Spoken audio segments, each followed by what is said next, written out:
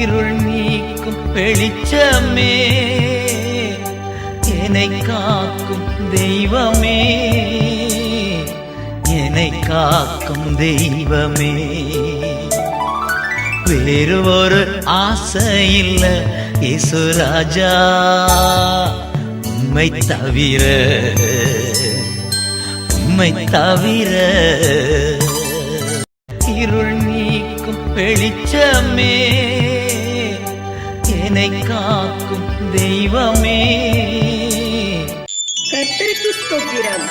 இன்றைய நாளுக்கான பரிசுத்த வேதாகம வசனம் யோவான் 4:12. தேவனை ஒருவரும் ஒருபோதும் கண்டதில்லை.